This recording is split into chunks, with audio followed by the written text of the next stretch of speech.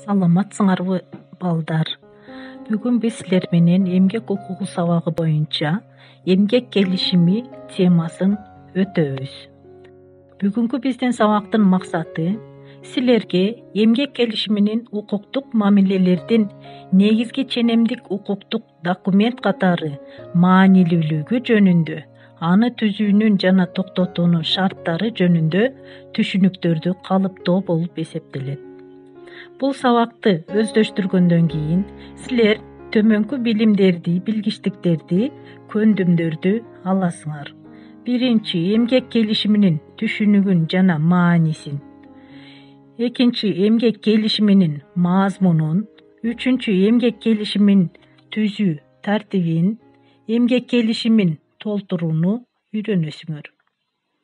Бүгүнкү биздин темада биз ачып өздөштүрө турган суроолор: эмгек келишиминин түшүнүгү, эмгек келишиминин түрлөрү, эмгек келишимин түзүү жана токтотуу шарттары.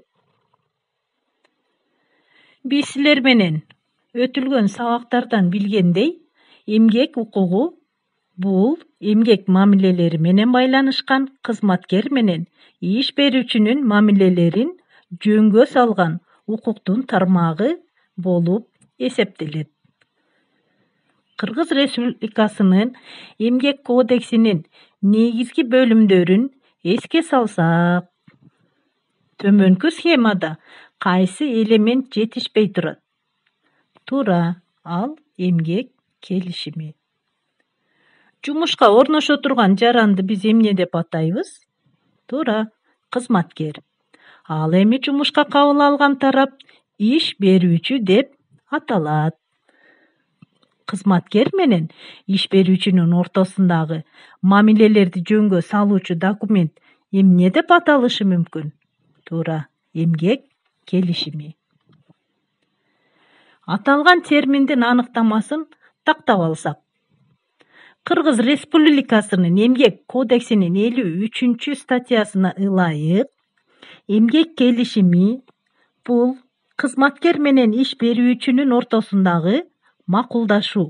Ал боюнча иш берүүчү шартталган эмгектик иш милдеттер боюнча кызматкерге иш берүүгө эмгек кодексинде эмгектик укуктук ченемдерин камтыган мыйзамдарда, башка ченемдик укуктук актыларда, жамааттык келишимдерде, макулдашууларда, локалдуу ченемдик актыларда каралган эмгек шарттарын камсыз кылууга жана кызматкерге эмгек акыны өз учурунда жана толук өлчөмүндө төлөөнү камсыз кылууга.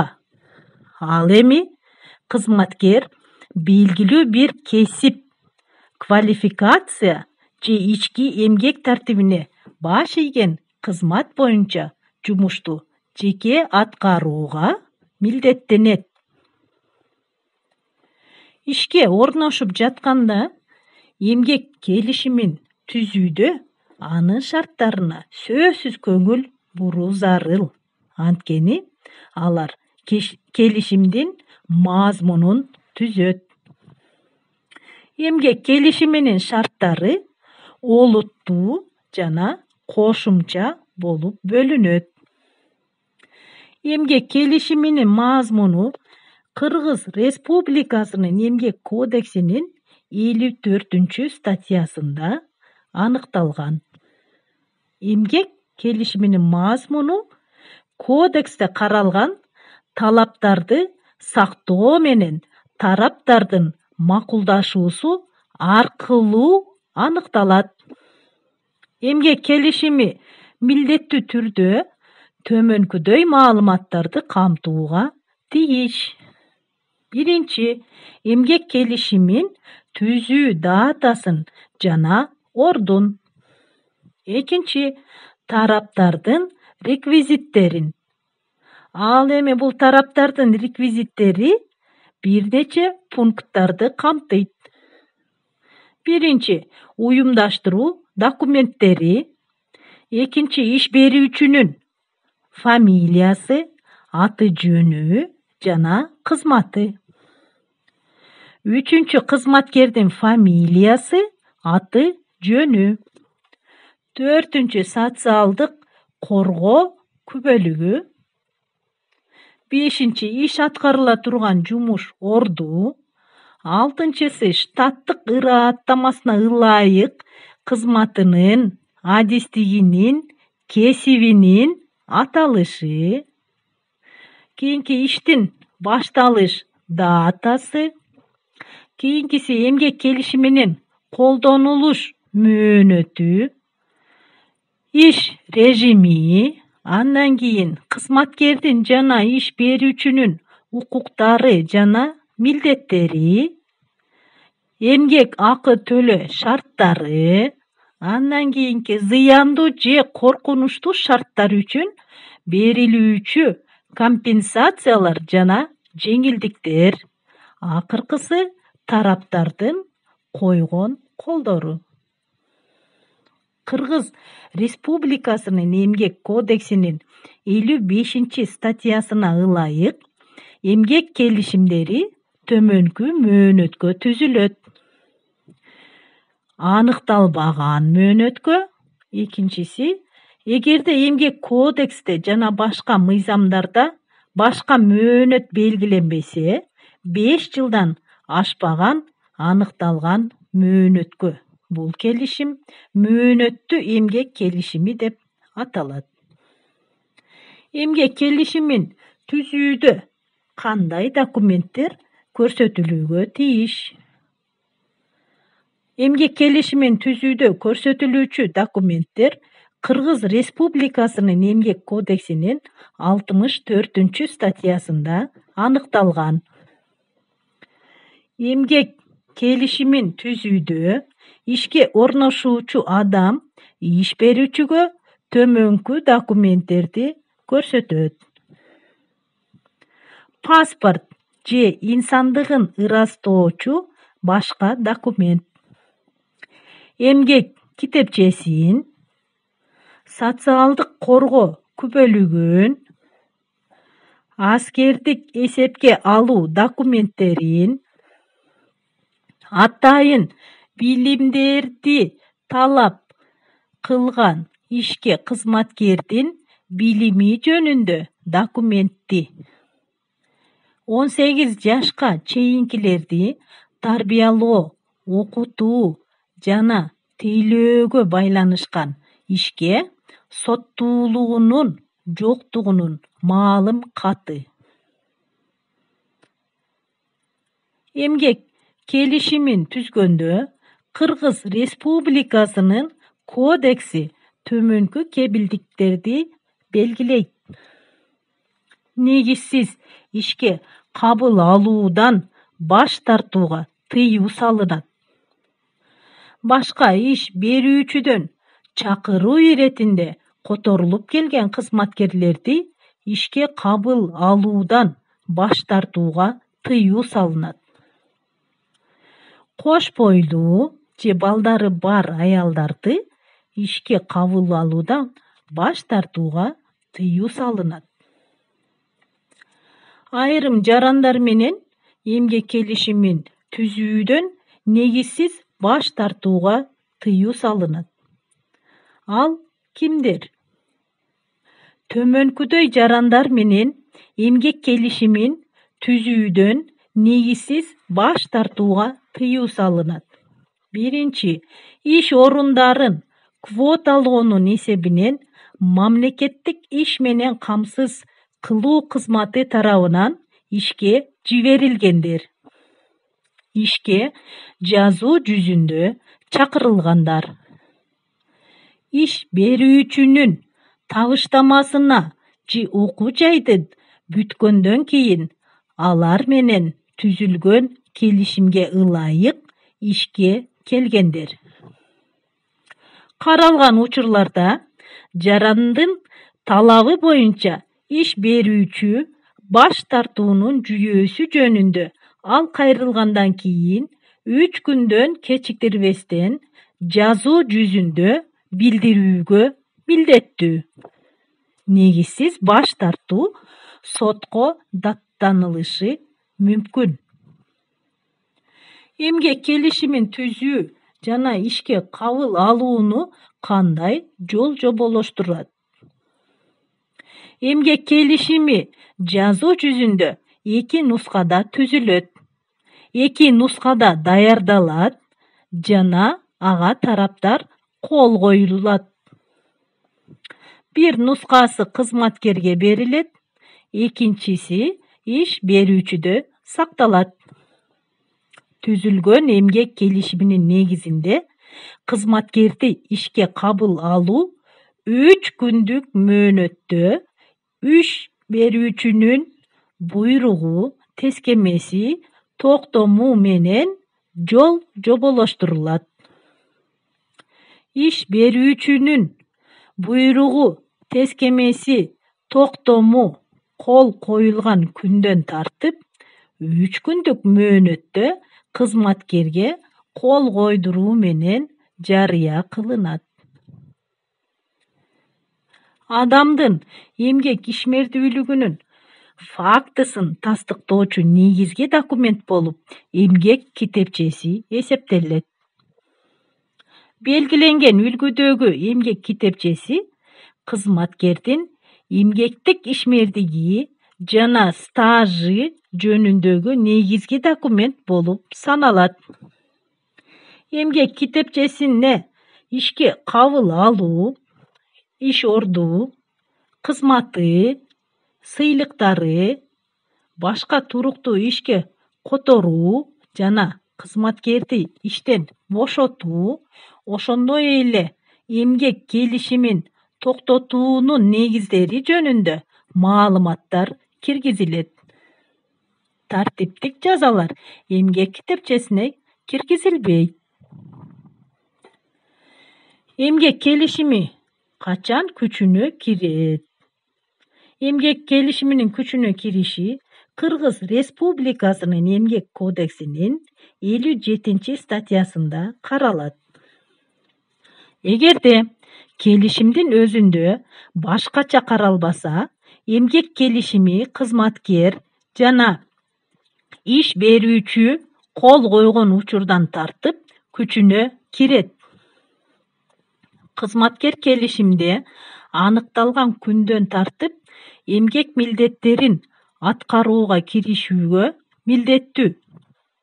Эгерде эмгек келишиминде иштин башталган күнү жазылбаса, кызматкер келишим күчүнө кирген күндөн кийин жумушчу күндөн тартып ишке киришүүгө тийиш.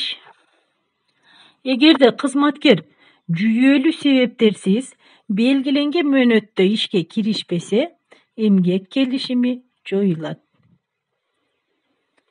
Эмгек келишиминин жараксыздыгы Кыргыз Республикасынын эмгек кодексинин 60-статьясында каралган. Эмгек келишими сот тарабынан жараксыз деп табылат, эгерде ал төмөнкүдөй түзүлсө: 1. Алдоо, коркутуу, ошондой эле кызматкер үчүн оор жагдайлардын келип чыгышынын кесепетинен өтө пайдасыз шарттарда түзүлсө. 2. Юридикалык кесепеттерди түзүүнү көздөбөгөн түрлөр үчүн. 3. Өз аракеттеринин маанисин түшүнүүгө жөндөмсүз адамдар менен түзүлсө. 4. Жин оорусунун жана кем акылдыгынын кесепетинен ишке жарамсыз деп табылган жараан менен. Келишимди жараксыз деп табуу кызматкерге ар жылдык өргүү укугун, иштеген убагынын мезгилинде пенсиялык стажын жана башка жеңилдиктерин кошкондо, иштен бошогондо өргүсүнүн колдонулбаган күндөрү үчүн акчалай компенсацияга укугун жоготпойт. Эмгек келишими качан токтотулат? Эмгек келишимин токтотуунун негиздери төмөнкүлөр. Биринчи, тараптардын макулдашуусу. Экинчи, кызматкердин демилгеси боюнча. Үчүнчү, иш берүүчүнүн демилгеси боюнча. Төртүнчү, тараптардын эркинен тышкары жагдайлар. Кызматкердин демилгеси боюнча эмгек келишимин токтотуу өтө жөнөкөй. Ал мекеменин администрациясына эмгек келишимин токтотуу ниети жөнүндө 2 апта мурда жазуу түрүндө эскертиши керек. Ал эми кызматкерден айырмаланып, иш берүүчү бул нерсени мыйзамда белгиленген учурларда жана тиешелүү таризди сактоо менен гана ишке ашыра алат. Келишимдин бузууда иш берүүчү иштен бошотууга чейин кеминде 1 ай мурда кызматкерге кол койдуруу менен жазуу жүзүндө эскертүүгө милдеттүү. Эмгек келишимин иш берүүчүнүн демилгеси менен токтотуу. Биринчиси, уюмдун жоюлушу менен. Уюмдун кызматкеринин санынын же штаттарынын кыскарышына. Кызматкердин ээлеген кызматына дал келбестигинен. Эмгек тартибинин бир нече жолу бузулушунан. Жалпы эреже боюнча иш берүүчүгө кызматкердин убактылуу эмгекке жарамсыздык жана өргүүдө болгон мезгилинде кызматкерди иштен бошотууга жол берилбейт. Эмгек келишимин токтотуу буйрук менен жол жоболоштурулат.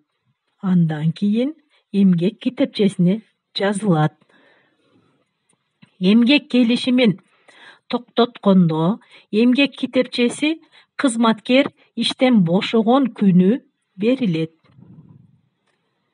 Азыркы атаңдаштык менен жумушсуздук пайда болгон рынок экономикасынын шарттарында эмгек келишиминин ролу менен мааниси кескин жогорулап жатат. Анткени анын жардамы менен ишке кабыл алуу жүргүзүлөт. Ал эми иш берүүчү өзүнүн эмгек ишмердүүлүгүнө квалификациялуу, тажрыйбалуу кызматкерди тартууга умтулат. Бүгүн биз силер менен эмгектик мыйзам чыгаруучулуктун бир маанилүү документи эмгек келишими менен тааныштык. Аны түзүү жана токтотуу шарттарын карап чыктык. Жыйынтыктап айтканда, эмгек келишими эмгек укугунун борбордук институттары бири болуп эсептелет. Кызматкер менен иш берүүчүнүн ортосундагы эмгектик мамилелер аталган келишимдин негизинде жөнгө салынат. Бул нерсе эмгектик укуктук мамилелердин келишимдик мүнөзүн жана мекеменин ишкананын эмгек жамаатына жарандардын кошулуу эркиндигин бекемдейт.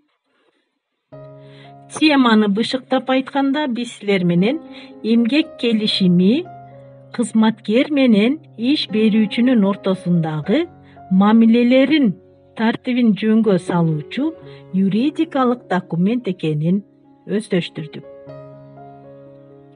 Бул сабакта алган билимиңерди бышыктоо үчүн өз алдынча эмгек келишимин толтуруп көргүлө. Көңүл бурганыңар үчүн чоң рахмат. Сак саламатта көрүшкүчө аман эсен болуңуздар.